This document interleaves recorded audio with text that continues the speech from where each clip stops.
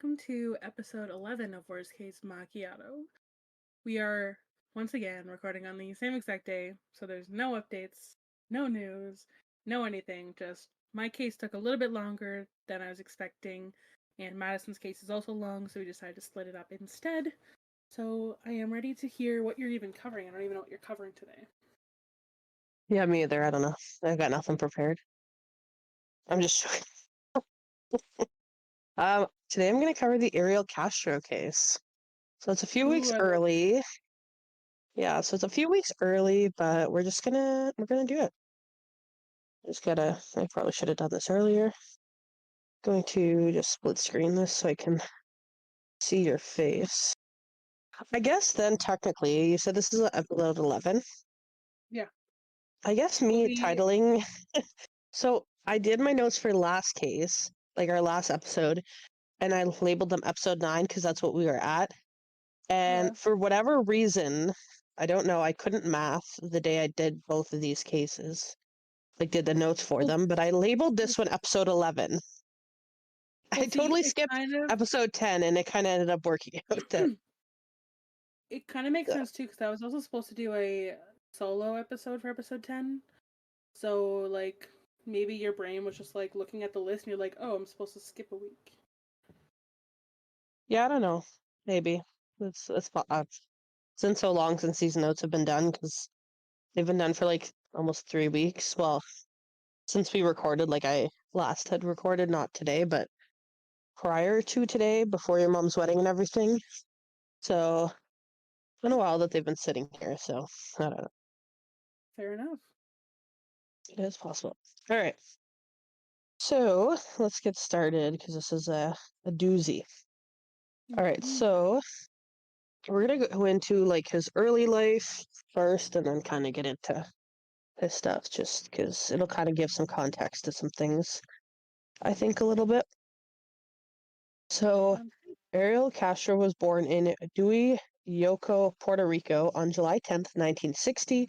He was the son of Pedro Castro and Lillian Rodriguez.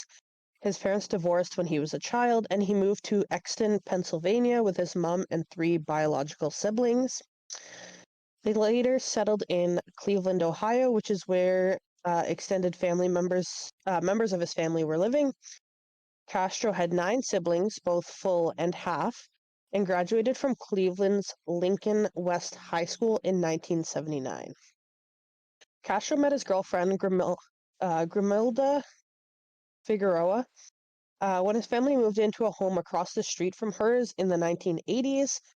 Castro and Figueroa lived with both sets of their parents until they moved into their own home at 2207 Seymour Avenue, located in Cleveland's Tremont neighborhood in 1992.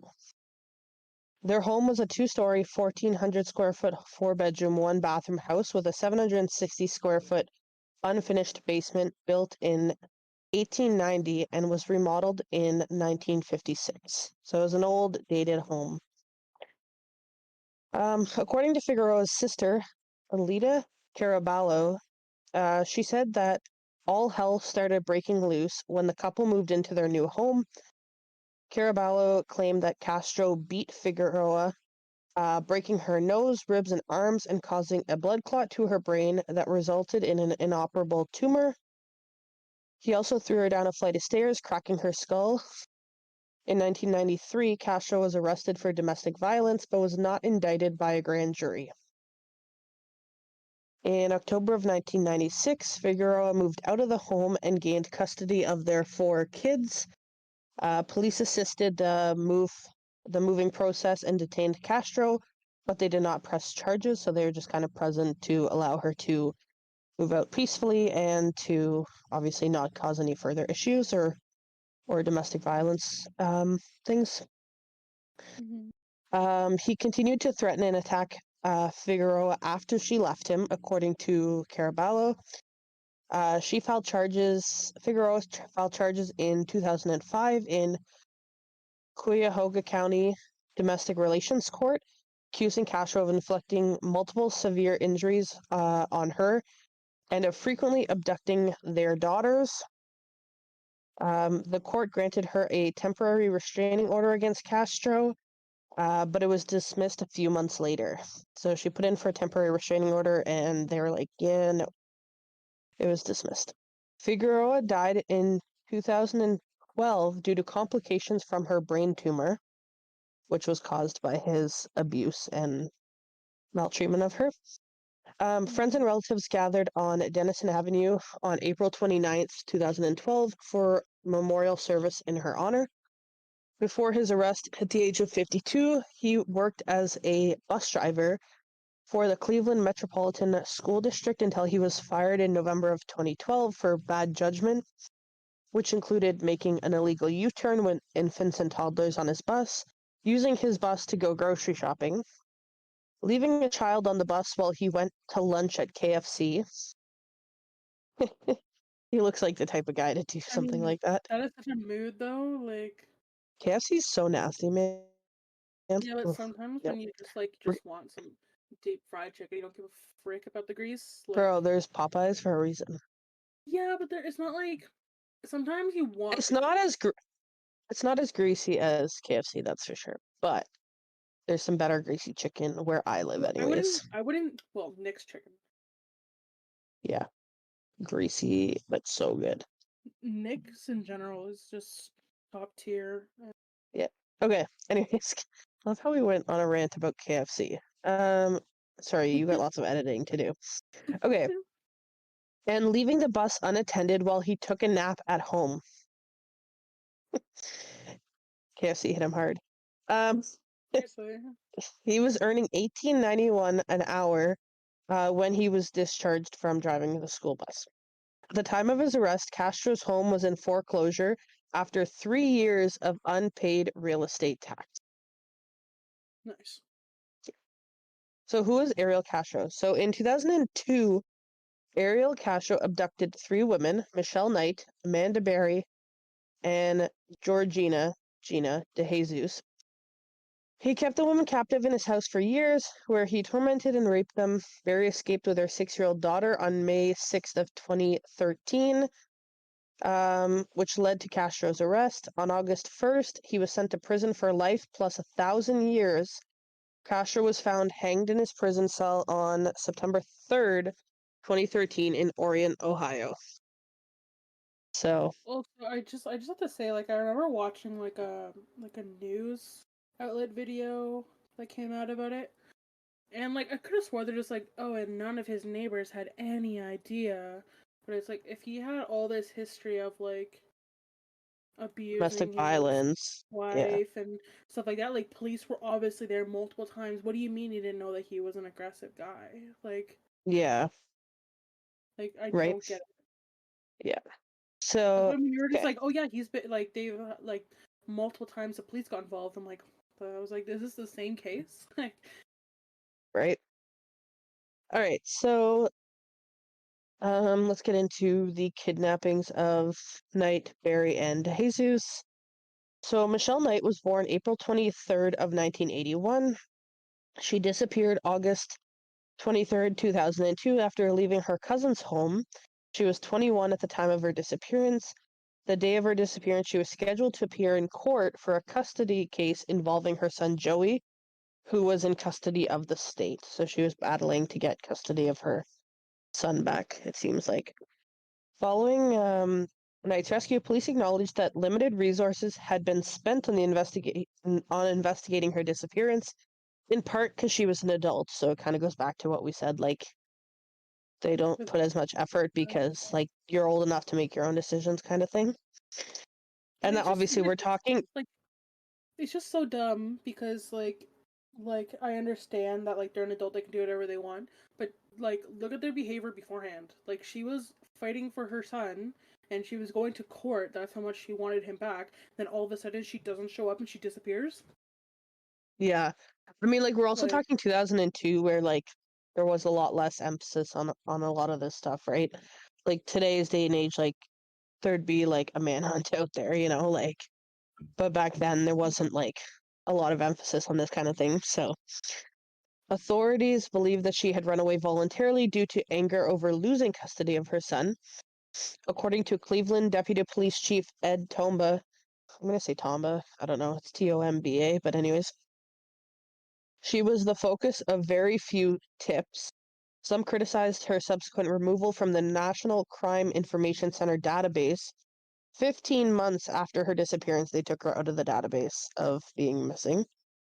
So that made her basically like really unknown before her rescue. The Cleveland Division of Police and the FBI maintained that her inclusion or exclusion had no bearing on her rescue. So they basically said, like, basically they're basically kind of saying that she's irrelevant a little bit, which I disagree with. Yeah, it didn't have anything to do. It would not have helped us look for her. Yeah. Come on. We So, all know that if more people in the world know that XYZ is like if person X is missing, more people are on the lookout for it. yeah. Let's do that. So, in 2002, Castro offered then 20, 20 it doesn't, like, it never really mentioned the month that he took her. Well, I'm sure it did, but I didn't write it down. I forgot to. So he offered Knight a ride. Knight, who knew one of Castro's daughters, accepted, so he knew his victim. After Castro convinced Knight to come inside his house, he proceeded to rape her. Knight would be Castro's captive for the next 11 years. In 2003, Castro offered to drive Barry, then 16 years of age, home from her job at Burger King. Like Knight, Barry knew Castro's children and got into his car. She was also kidnapped, assaulted, and held captive. He repeated the same thing in 2004 with 14-year-old Gina DeJesus, who was a close friend of his daughter Arlene. So he knew every Cash, single one of them. so he knew all of them because, all the girls knew him because they all knew his daughters, and one was a very, like, best friends to one of his daughters. Well, clearly they didn't, seeing as their daughters probably would have they didn't obviously know her that well enough.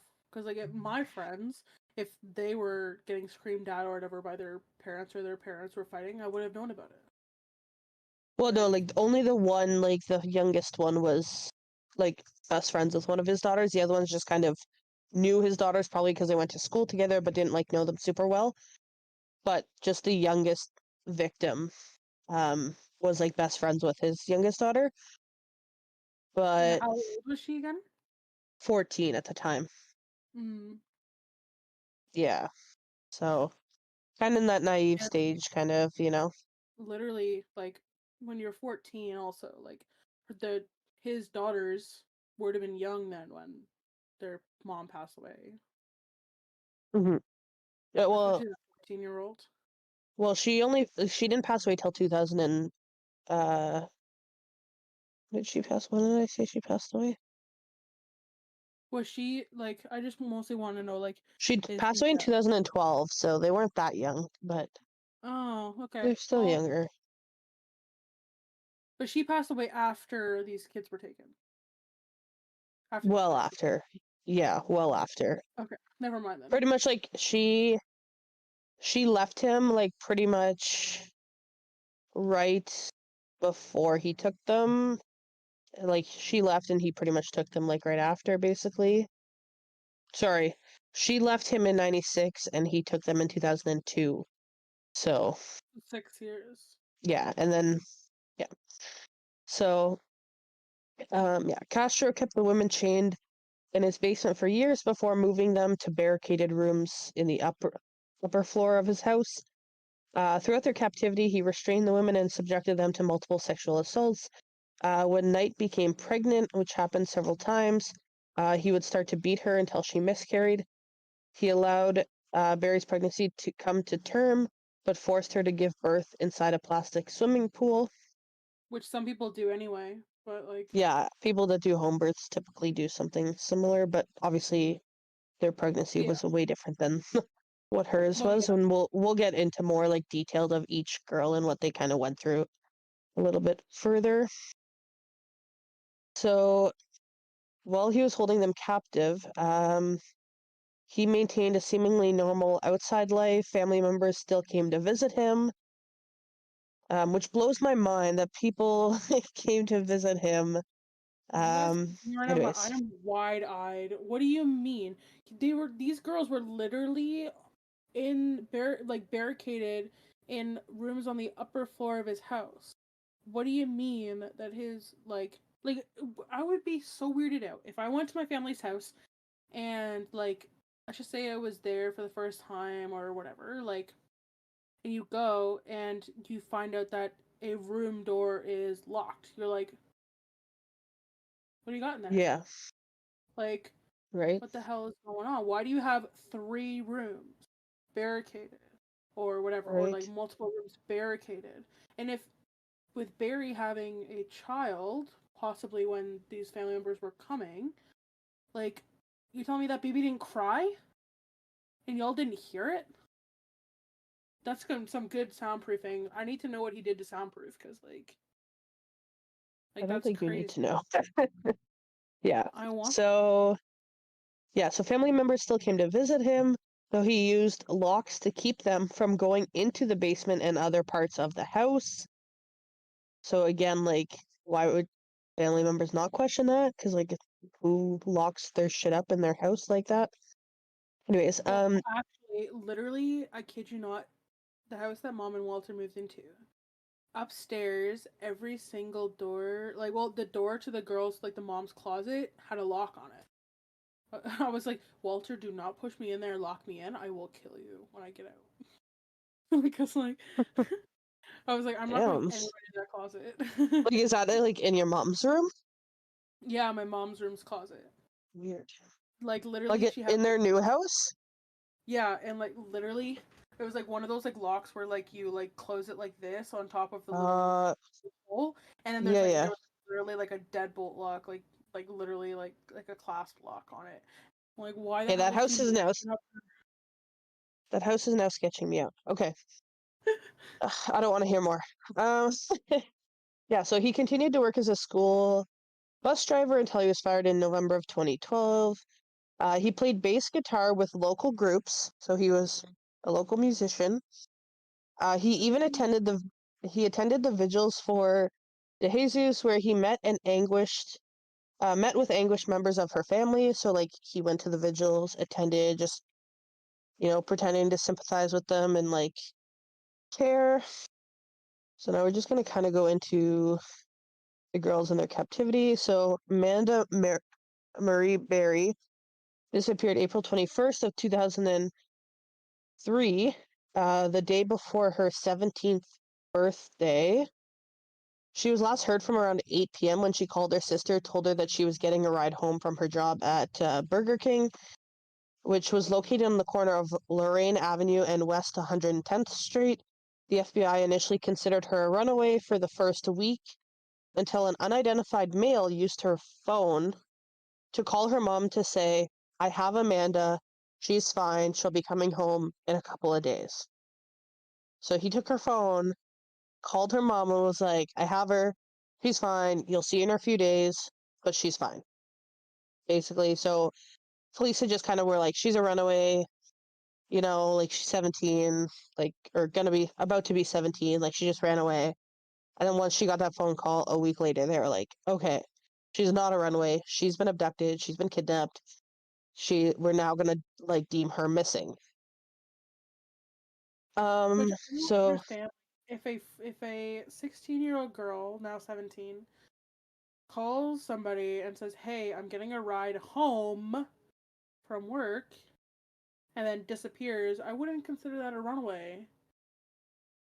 yeah, So, like, to me, that immediately is like, okay, this person she got a ride from freaking took her, or she got but I dropped mean, off and immediately but kidnapped. she could have also said like, yeah, I'm getting a ride home, but like, it Yeah, was but like her boyfriend or whatever.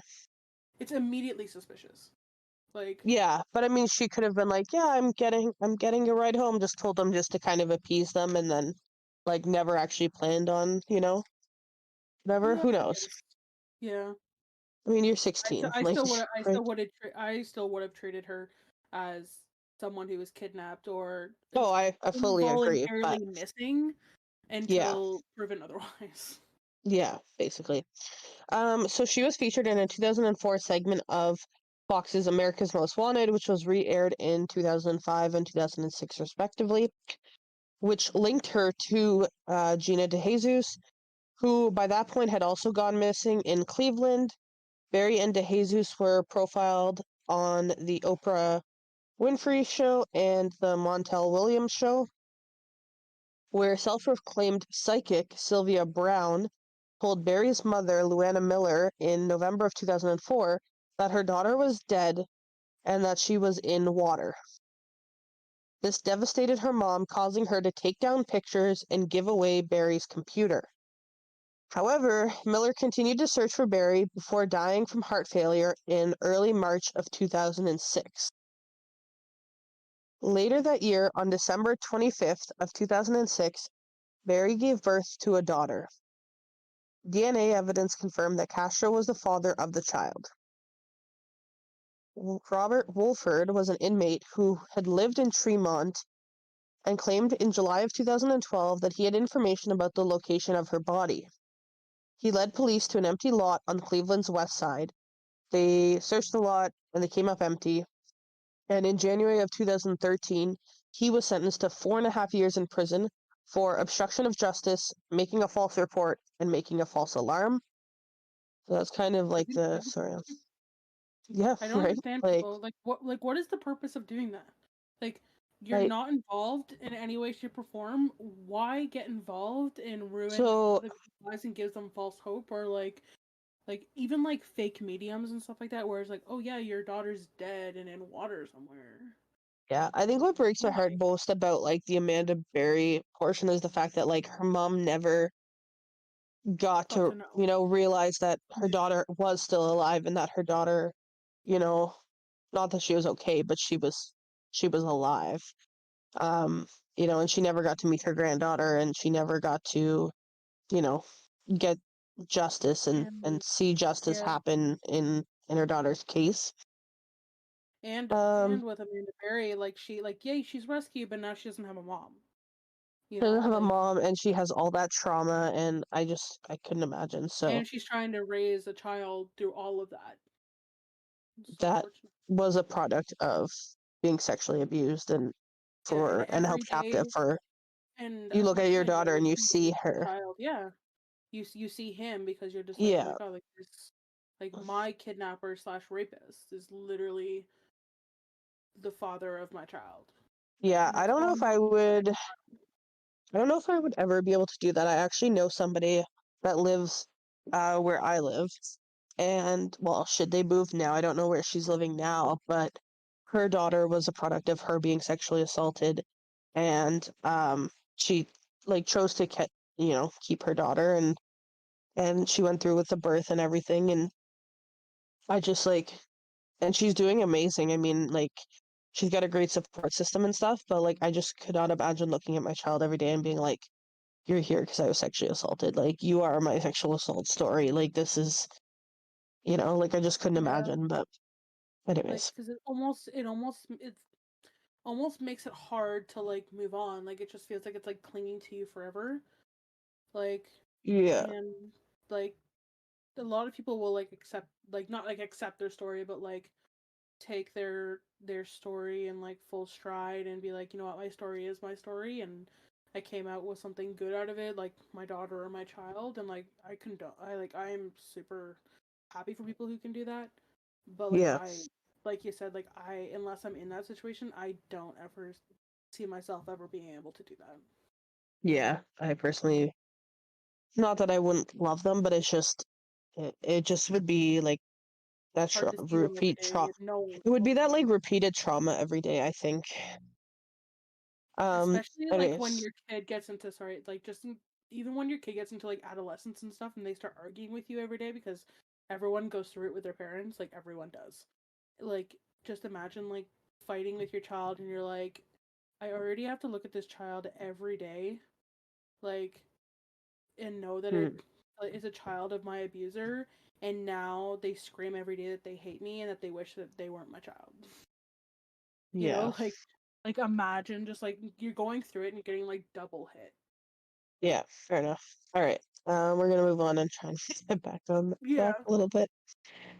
So now we're gonna talk about because of the initial like night being deemed like a runaway and had been removed from the system, she kind of was not known, like we mentioned earlier. So I don't really have a lot of information on her because of the simple fact that they removed her from the system 15 months after she disappeared.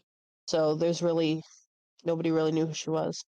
Georgina Lynn DeJesus was born February 13th of 1990, and she went missing on April 2nd, 2004, at the age of 14. She was last seen at a payphone around 3 p.m. while on her way home from her middle school at West 105th Street and Lorraine Avenue. At the time, she was friends with Castro's daughter, Arlene. Shortly before Gina disappeared, she and Arlene had called Arlene's mother, Grimalda Figueroa, for permission to have a sleepover at DeJesus's home, but Figueroa replied that they could not, and the two girls parted ways. Arlene was the last person to see DeJesus before her disappearance. DeJesus was under the impression that Castro was picking her up to drop her off at home, and she trusted Castro because she was friends with his teenage daughter.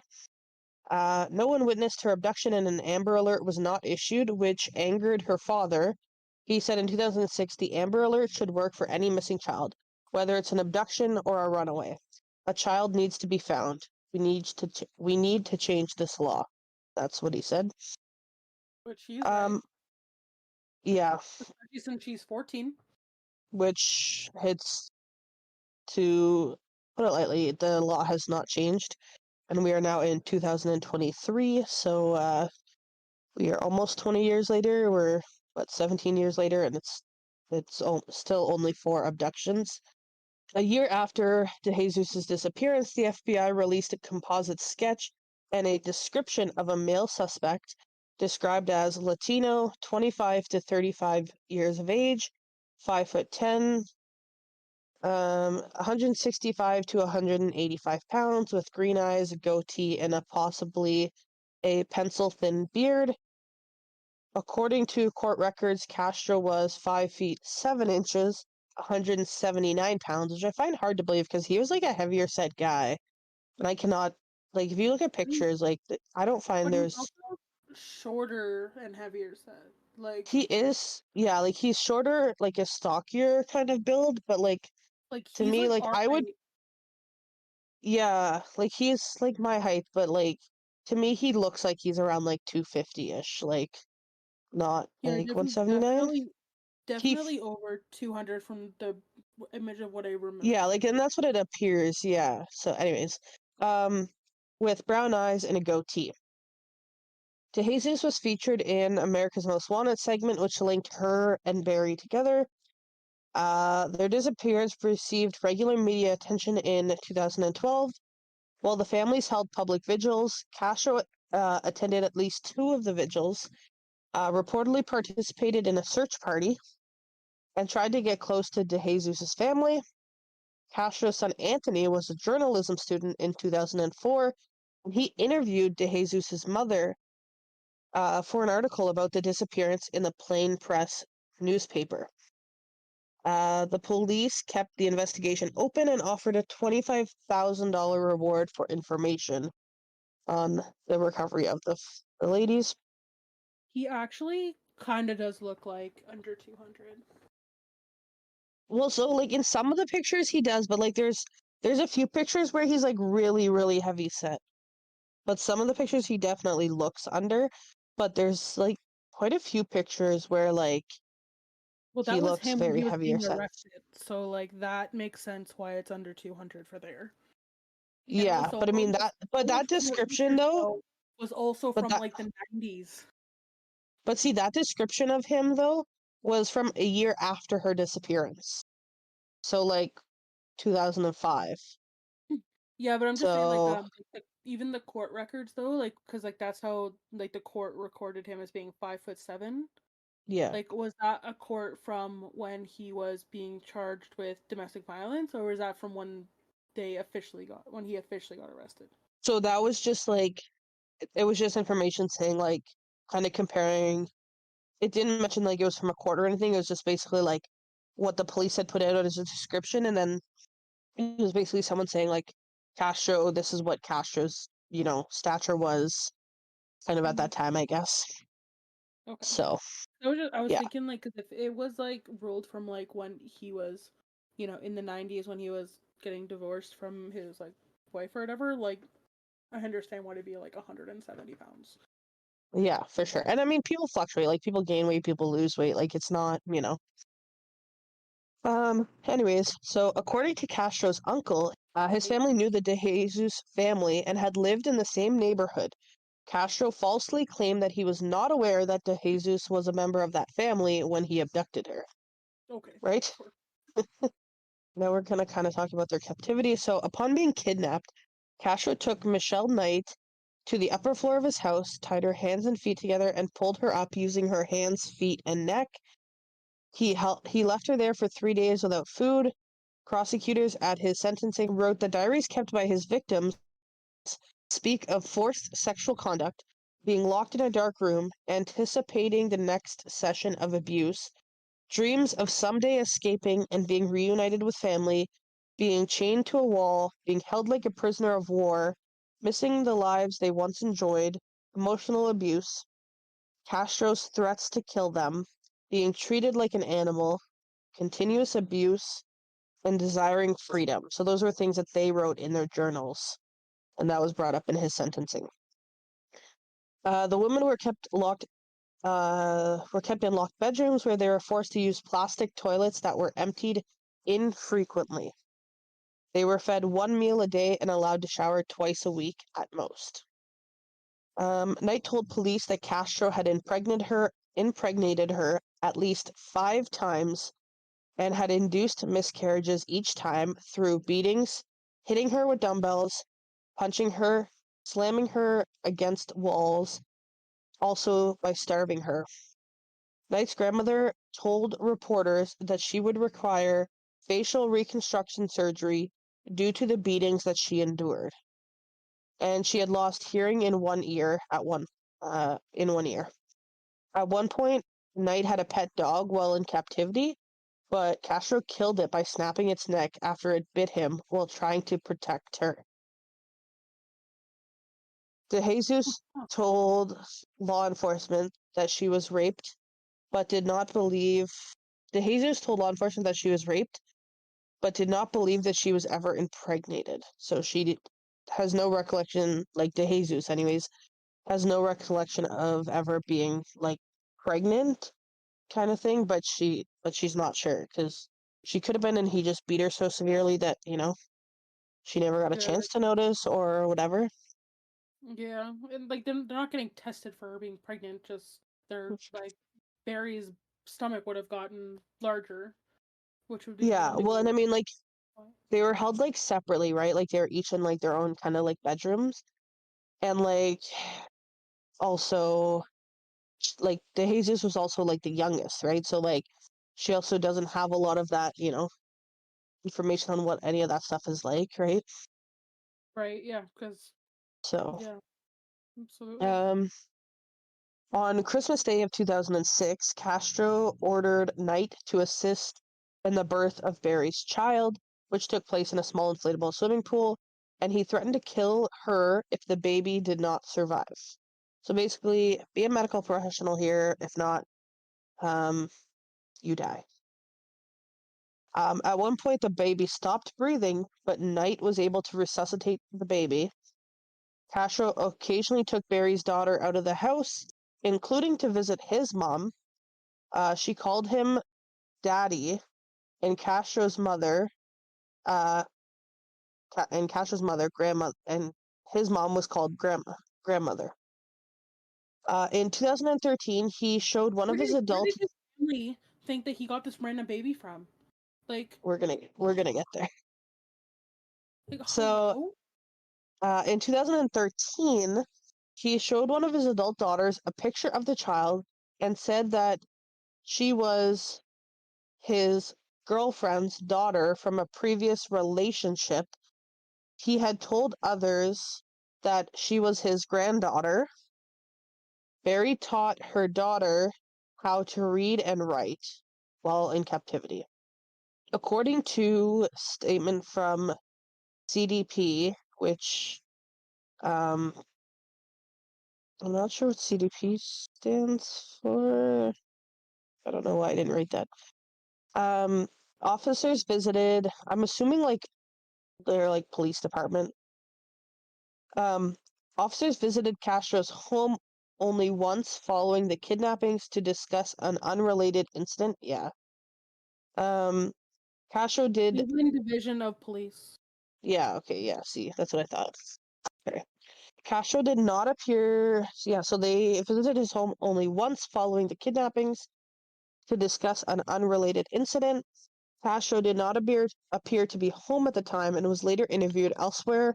Neighbors claimed to have called police about suspicious activity observed at the home, but police have said they have no record of such calls. Castro's son Anthony reported that there were certain areas of the house that were locked and inaccessible, so his son reported the locks on the doors and stuff. He also mentioned on occasion 3 weeks before the women's escape, when Castro asked him if he also mentioned an occasion 3 weeks before the women's escape when Castro asked him if Barry would ever be found. Anthony said that he told Castro that Barry was likely dead, to which Castro responded, "Really? You think so?" That was his response to his son, saying that Barry was likely dead. NBC affiliate WKYC reported that Castro recalled each of the 3 abductions in great detail during his interrogation, and it indicated that they were unplanned crimes of opportunity. According to WKYC source, Castro did not have an exit plan and believed that he would eventually be caught. He referred to himself as cold-blooded and a sex addict. Police found a suicide note in the house in which he discussed the abductions and wrote that his money and possessions should be given to the kidnapped women if he were caught. Thanks. I don't want your shit. Seriously. Right? Like, sorry, I don't want to keep thanks. the house that you kept me chained to the wall in. Like, absolutely not. Like, what the frick is that? Yeah. Also, like, thanks for the child support. Like, I don't know. Like, yeah, I wouldn't want anything to do with his money. No, nothing. Yeah. So, on May 6th, 2013, Barry was finally able to make contact with Castro's neighbors, leading to her escape with her 6-year-old daughter and the rescue of DeJesus and Knight by authorities. According to police, Castro had left the house that day, and Barry realized that he had failed to lock the big inside door. Although the exterior storm door was bolted, she did not attempt to break through the outer door because she thought that Castro was testing her. According to the police report, previously Castro had tested the women by leaving the house partially unlocked and exits unsecured. If they attempted to escape, he beat them. Instead, Barry screamed for help when she saw neighbors through the screen. Neighbor Angel Cordero responded to the screaming, but was unable to communicate with Barry because he spoke little English. Neighbor Charles Ramsey joined Cordero at the house's front door during the rescue. They kicked a hole through the bottom of the storm door, and Barry crawled through carrying her daughter. Ramsey said that Barry told him that she and her child were being kept inside the house against her will. Upon being freed, she went to the house of another Spanish-speaking neighbor, and with Ramsey's assistance, they called 911, saying, "Help me, I've been kidnapped and I've been missing for 10 years, and I'm here, I'm free now." That's what she was quoted as saying to the 911 operators. Responding police officer Anthony Espada, Michael Tracy, and Barbara Johnson entered Castro's house. They walked through an upstairs hallway with guns drawn, announcing themselves as CDP. After peeking out from a slightly open bedroom door, Knight entered the hallway and leaped into an officer's arms, saying, "You saved me." Soon afterwards, DeJesus entered the hallway from another room. Knight and DeJesus walked out of the house, and all three women, plus the child, were taken to Metro Health Medical Center. Barry and DeJesus were released from the hospital the next day, and Knight was discharged 4 days later on May 10th. Castro was arrested in a McDonald's parking lot shortly after the victims were rescued. Right? So many shit happens in McDonald's. Crazy. Man. Yeah, like someone could write a whole book about that. I feel like a McDonald's employee could write a book, I'm sure. Especially your sister, like 10 years working there, like, bruh. It's crazy. Yeah. It's crazy that she worked there that long. I mean, all throughout high school and then all throughout her first college career. First Yeah. college. Her first college. Yeah, so he was arrested in the McDonald's parking lot shortly after they were rescued. He was charged with 4 counts of kidnapping and 3 counts of rape. Only 3 counts of rape on May 8th, which carry prison sentences of 10 years to life in Ohio. 2 of Castro's brothers, Pedro and Onil, were also initially taken into custody, but they were released on May 9th after police announced that they had no involvements in the kidnappings. The charges against the 2 brothers were dropped.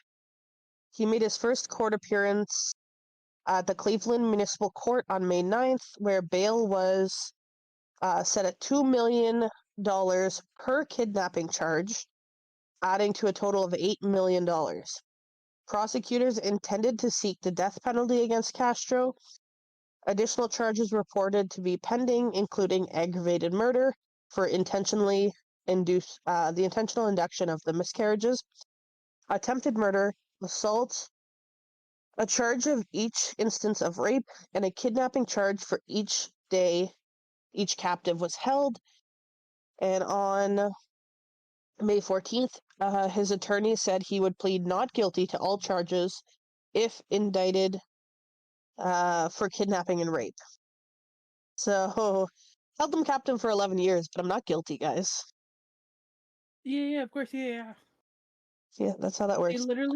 They literally escaped from your house. Yeah. No, so I'm not guilty, yeah, for sure.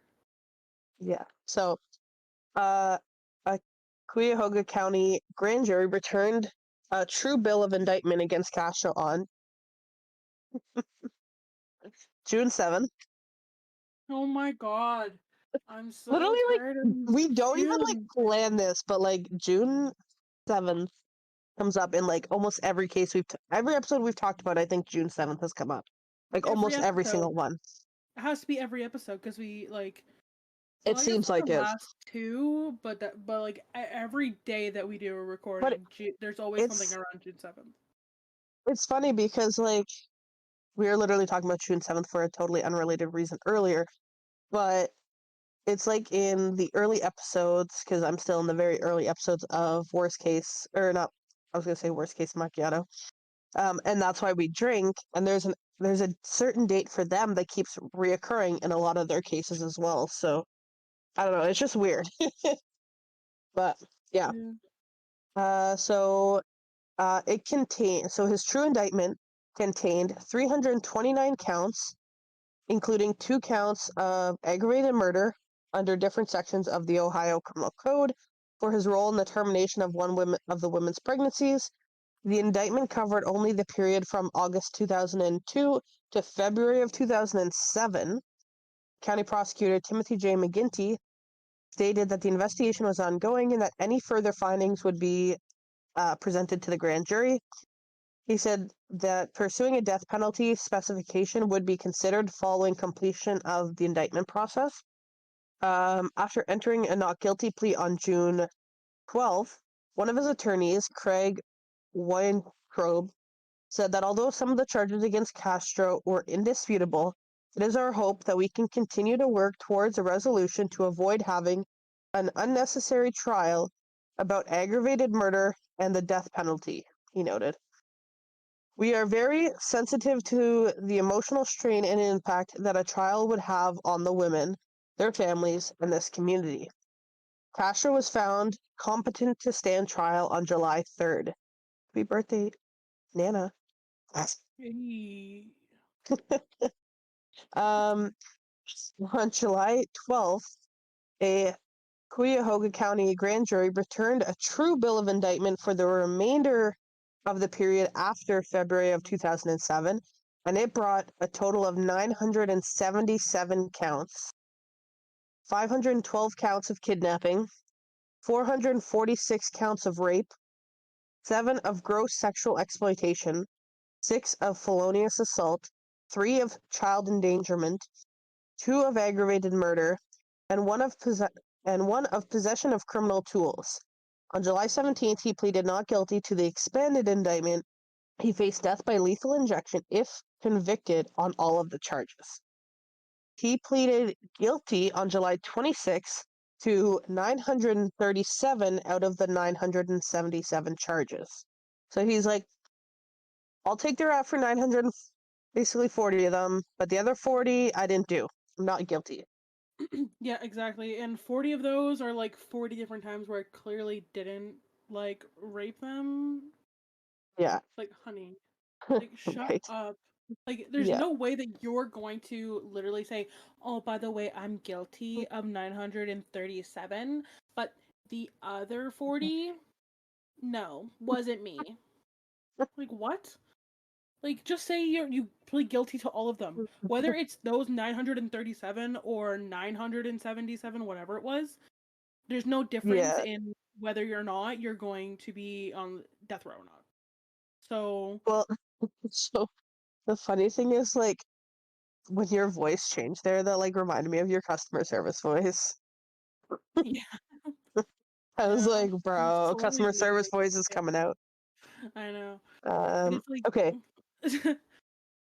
so stupid. It's like, you know Yeah. what? Like, I know that you're saying that I did like 17 counts of this, but I'm only gonna admit to 16. I would like why? Like, Right. that's so What's one stupid. when you have when you plead guilty to 937 charges, like do you really think like you have a chance of Yeah, ever getting out or like like, not dying in like, prison? Like, bro, you're 52. like, Like, what did you what do go? you Did you think go? Oh yeah, I did on this day, this day, this day, this day. No, that's 40 off. Like that's weird. Like that's right? what? Like what? Anyways, yeah. So, What did he think and that like not pleading to those so 40 was gonna save his ass? Like, come on. yeah. Well, the crazy thing is like I've like actually sat and watched like hour-long like court things on YouTube and they're American and they literally like have to read out each count. And like I've watched a video that's like an hour long and it only has like 20 counts in it. So I'm like, for them to read off all these counts would have taken like 3 days just to read the counts, like 3, 4 days just to read the counts. And then like you have to go back through them and ask them how they plead to each one. It's like I'm just gonna randomly say guilty for this one, randomly like what? Anyways, Yeah, so guilty, guilty, not guilty. Oh yeah, that one's yeah. guilty. Yeah, I'm just not feeling that one today, not guilty. Yeah, I don't Um, think that on June 7th, I'm 2007 just I definitely you did know not what? rape anyone that day. No. You know what? I'm just not vibing with this charge today. I'm gonna say not guilty today. Yeah. Tomorrow ask me tomorrow, different story. Yeah, right? Yeah, so those charges included kidnapping, rape, aggravated murder, as part of his plea bargain, which called for consecutive sentences of life in prison plus 1,000 years, all without parole. Well, I would hope. Under the plea deal, he forfeited his right to appeal and could not profit in any way due to his crimes. He also forfeited his assets, including his Seymour Avenue house, which prosecutors said would be demolished. I was gonna say, did he Ca- leave it? Did he tell them that he wanted to give it to the girls? yeah, I know he it's didn't not get his something to ass. make fun of, but I just like that was like my immediate thought was, oh, I'm gonna give away all my property, but I'm giving it to the girls as one last fu. Like like Yeah, that's what I pretty was much. expecting to happen there. So, um, Castro was told by Cuyahoga County Common Pleas Court Judge Michael Russo. Michael Russo said, "You will not be getting out. Is that clear?" to which Castro responded, "I do understand that, Your Honor." Castro also made comments about his addiction to pornography and a sexual problem, but was cut off by the Judge Russo, who said such issues could be discussed at the August 1st sentencing hearing. A law firm representing Barry DeJesus and Knight released a statement that the three women were relieved by today's plea. They are satisfied by the resolution to the case and are looking forward to having these legal proceedings drawn to a final close in the near future. At the sentencing hearing on August 1st, he was sentenced to consecutive life terms in prison, plus 1,000 years, all without the possibility of parole. He was also fined $100,000. The court forfeited all his properties and assets to the Cuyahoga County government. Before his sentencing, Castro addressed the court for nearly 20 minutes. So he talked to them for 20 freaking minutes. What could you possibly have to say? There's nothing you could say that can change what you did and the lives you ruined. I don't want to hear about it. I would have like, dude, fuck you. No say. Sorry. I'm sorry, but if you're that addicted to sex, instead of trying to take it from somebody, okay. Actually, like a man. Actually, if I continue in my notes here, it says what he talked about. He addressed the court for nearly 20 minutes, in which he said he was a good person and not a monster. Bullshit. Wife and the three girls and your daughters will say so. It makes me think of that like TikTok that people use all the time. Bullshit. Bullshit. Bullshit. That's what it makes me think of right now. Okay, and not a monster, but that he was addicted to sex and pornography and had practiced the art of masturbation from a young age. He claimed that he had never beaten or tortured the women and insisted that most of the sex he had with them was consensual. I'm sorry, I don't know if being handcuffed to a wall, and pulled up by your hands, feet, and neck was consensual. Yeah, and being told the age of 21, a ride home and being forced to be shackled in a barricaded room in your house, I don't consider that consensual. But here's the thing: even if 16, so Barry and DeJesus was consensual, they're minors, which is illegal. They are not of age to consent. Exactly. The only one that is Knight, and definitely would not consent to what she went through. Yeah, so that was consensual. He shifted between apologizing and blaming the FBI for failing to catch him, as well as blaming his victims themselves for getting in the car with a stranger. But he wasn't a stranger to them. Don't worry, it gets better. As well as blaming his victims themselves for getting in the car with a stranger, along with insisting to the court that when he had sex with them, he discovered they were not virgins. Yeah. He would alternately switch. 14-year-old DeJesus, yeah, definitely not a virgin for sure. I mean, it's possible, but like, why does that even factor in anything? It doesn't factor into the stuff that you did to her. Yeah, literally. He would alternately shift back into apologetic comments saying, "I hope they can find in their heart to forgive me because we had a lot of harmony going on in that house." The sentencing judge also heard from Knight and family members of Barry and DeJesus. Knight told Castro, "You took 11 years of my life away. I spent 11 years in hell. Now your hell is just beginning. I will overcome all that has happened, but you will face hell for eternity. I will live on, and you will die a little every day as you think of the 11 years of atrocities that you inflicted on us. I can forgive you, but I will never forget." So, a bigger woman than I am, I definitely would not forgive. I would not forgive him either. Yeah, so since his arrest, Castro has shown little remorse for his crimes. While in custody, he asked to see Barry's child, a request the court denied. In court, Castro insisted, I'm not a monster, I'm sick. The three once captive women and Barry's daughter are now living their lives freely.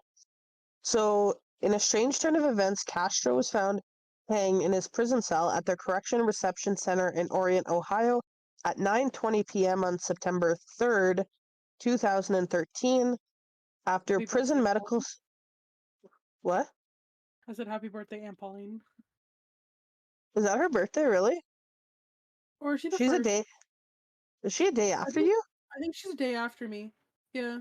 Re- I didn't realize her Me birthday was in and me and Lisa are both the second. Lisa's the second too. Damn, I didn't know that. Yeah. Yeah. Okay. Anyways, just us talking about birthdays. We have a big family. Yeah. Well, like, and all these Um, dates in this case are apparently around our family's birthdays, so. literally, like, what is our problem? Anyways, all right. So yeah, he was found on September 3rd, 2013. After prison medical staff tried to resuscitate him, he was transported to the Ohio State University Wexner Medical Center, roughly 20 miles outside of Orient, and at 10:52 p.m. that evening, he was pronounced deceased. The following month, speculation surfaced that his death might not have been a suicide, but rather caused by autoerotic asphyxiation, a sexual act in which individuals achieve pleasure through choking themselves, ultimately causing them to lose consciousness. Countering those assertions, the medical examiner who conducted his autopsy, Jan Gorniak of Ohio, stated that she wholly believed that Castro had planned his death. I did the autopsy myself. I saw the ligature. I saw the pictures of the cell, Gorniak said, according to a report by CNN. It was a suicide. He was only 1 month into his life sentence when he committed suicide by hanging himself with a bedsheet in his prison cell. So I actually remember when the breaking news came that they had escaped and the breaking news when he passed away. Really? So yeah, I actually remember it being on What, TV and everything what was the year again? 2013. 2013. Wow, both of our Yeah. cases, these last two episodes were 2013. Um, hmm I don't remember it at all. I do. I remember coming home and that being on the news. I I do remember remember that. watching I remember watching the news footage But I mean of their story of them 2013. escaping in high school, but that's it. Yeah, so the 2013, I would have been in grade 10.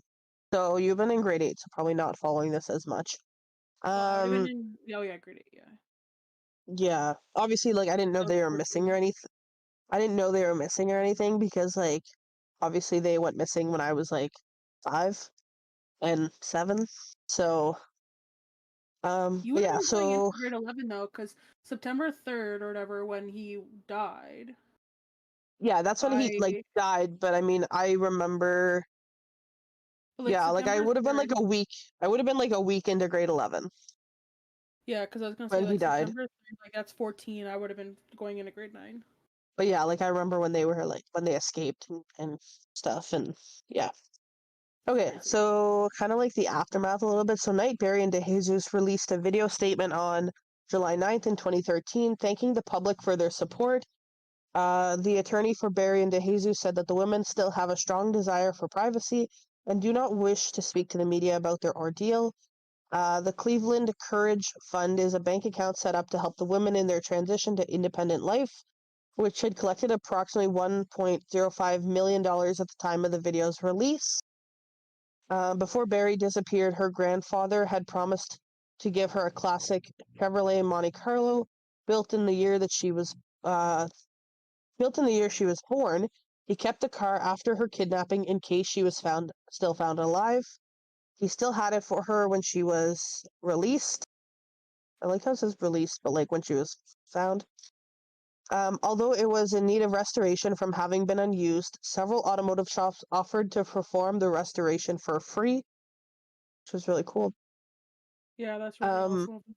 Knight discussed some of her ordeals in an interview with People magazine 1 year after her release, as well as her life leading up to her abduction. Since her rescue, she legally changed her name and began to get several tattoos as her way of coping with the healing process. She also revealed that her son was adopted by his foster parents while she was in captivity, and that she wanted to see him, but she does not want to bring him into the ordeal which she had to deal with, and planned to see him after he becomes an adult. She planned to open a restaurant and dreamed of getting married, which she did in 2016, and hopes to adopt children, as her years of abuse and torture made it unlikely for her to ever be able to give birth again. She also planned to reunite with Barry and DeJesus in the future, but began focusing on getting her own life back on track. Barry and DeJesus received honorary diplomas from John Marshall High School in 2015, so the year I graduated high school. In an interview with WKYC, DeJesus says that she was volunteering for the Amber Alert Committee, offering comfort to families of abducted children. She remains in touch with Barry and her family. In February of 2017, Barry joined the staff of Fox affiliate WJW in Cleveland, where she hosts short, reoccurring segments in which she reports missing person cases in order to help families reunite with missing family members. In April of 2019, Barry reunited with Charles Ramsey 6 years since her rescue at an interview with that was broadcasted with WJW. As part of a plea bargain, the house where he had lived and held the women captive was demolished on August 7th of 2013. Knight was present and handed out yellow balloons to spectators, which she said represented missing children. The balloons were released before DeJesus' aunt began the demolition with the swing of a crane. The house has been completely blurred out on the street view of Google Maps. Some of Castro's family members disowned him and denounced his actions and apologized to the victims and their families. In January of 2014, Castro's nephew Jeremy J. Alicia was arrested for and charged with 22 counts related to child pornography, including 21 counts of pandering sexual-oriented matter involving a minor and 1 count of possession of criminal tool. There is currently 5 books and 2 movies made about this case. So there's a book called Dead Giveaway, The Rescue, which is written by Charles Ramsey. There is Finding Me, A Decade of Darkness, A Life Reclaimed, which was a memoir of the Cleveland kidnappings. That was written by Michelle Knight, so one of the victims. Life After Darkness, Finding Healing and Happiness After the Cleveland Kidnappings. That was also done by Michelle Knight. There's one called The Lost Girls, A True Story of the Cleveland Abductions and the Incredible Rescue of Michelle Knight, Amanda Berry, and Gina DeJesus, written by John Glatt. And the last book is Hope, a memoir of survival in Cleveland. That was by Kevin Sullivan, Mary Jordan, Gina DeJesus, and Amanda Berry. And then there is a movie called Cleveland Abduction. It was on Lifetime, and it's from 2015. And then there's also a documentary called The Cleveland Kidnappings, which is on Discovery Plus, and that released in 2021. So, quick fact, I'm surprised that you have not mentioned this in any of the cases that we filmed tonight, but he was a Cancer. Yeah, I was going to talk about it. I found that like even Bryce Laspisa, like he's very obviously a Taurus because he has a Taurus bull on his shoulder. I don't remember. Well, obviously Loch Ness Monster doesn't have anything, but I don't remember the birthday of Melissa. So May 13th. May 13th. She is also a Taurus. Okay, so yeah, I just have some quick facts and some quotes about him. So yeah, he was Cancer. That was one of them because I figured you would talk about it, but I'm shocked you didn't. He also quoted, so yeah, he attended vigils for DeJesus while she was held captive in his home.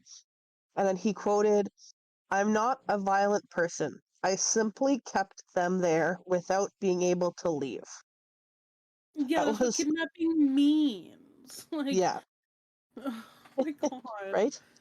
Yeah. And then he also, there's I two, didn't keep them shackled. I kept them chained. That's basically what he said. same shit, yeah. So crazy. He also said, "These people are trying to paint me as a monster. I'm not a monster. I'm sick. My sexual problem, it's so bad on my mind," is another quote that he has said. And then the last quote I thought is, he I thought he mastered the art of masturbation. Why didn't he just continue that then? Yeah, I don't know. So, and then this is another quote, and I think this was said by one of the girls, if I'm not mistaken, but it said, "He's never coming out except nailed in a box or in an ash can." I like that quote. Yeah. Anyway, so The fact that that they is like, called it ash can really makes me think that it's one of the girls. yeah, right. Because like everyone, Um, I feel like other people, like if it was like a lawyer or the judge or anything like that, like you would think that they would say earn. I'm just gonna give you a random fun fact, just Okay. because I don't know why, but I just feel like fun facts are cool. Did you know that Scotland chose the unicorn as its national animal? No. Me either, Why but did they that is choose so freaking random. In Celtic mythology, the fictional creature is connected with both chivalry and dominance, as well as purity and innocence. it? Okay. Also, avocados are not vegetables. Did you know that? Yeah, they're technically fruit because they have a seed. They're a single-seeded fruit. Yeah, that's Yeah. freaking weird. I did not know that. Um, that's why like tomatoes are also considered fruit because they have seeds. So for the quote where with the ash can and everything, that was Yeah. said by Timothy J. McGinty, the Cuyahoga County prosecutor. Oh, okay. Well, Well, I guess they just say ash can out there. So yeah. Also, another random fun fact because this just boggles my mind. The Eiffel Tower gets taller in the summer. how? When the iron heats up, the tower can be up to 15 centimeters, 6 inches taller due to thermal expansion. That's hilarious. I had no. Imagine you're a new baby bird and you're like, yeah, I can get this close or whatever. I just gotta go this close to this building and then I can just fly straight and I won't hit the Eiffel Tower. And then you go, and he poor, poor guy runs into the Like, Eiffel Tower because he like had that a boggles plain my white mind though, wall. because like to me though, like would that not have to be like insane hot for it to stretch that much? Like, I don't Well, understand how that would. it's direct sunlight too, and like with the I barrier, mean, like it's the direct thing like sunlight, but like it's not like 800 freaking thousand degrees. Like, what? Anyways, yeah, but I'm with the what is I forget what it's called, but like the thing that's supposed to protect the earth or whatever from the radiation from the sun or whatever, like it gets worse like as time goes on because of our greenhouse gases and stuff. So like that's why people get burned faster now than they used to in like the 70s. yeah. But for it to expand all the way up to being 15 centimeters taller, that's nuts. But Fair. anyway, thank you everybody Yes. for listening to episode 11. Um, we are gonna try to our very very best to keep things on track so you guys don't have to wait so long in between episodes again. That was completely a really crazy few weeks for us.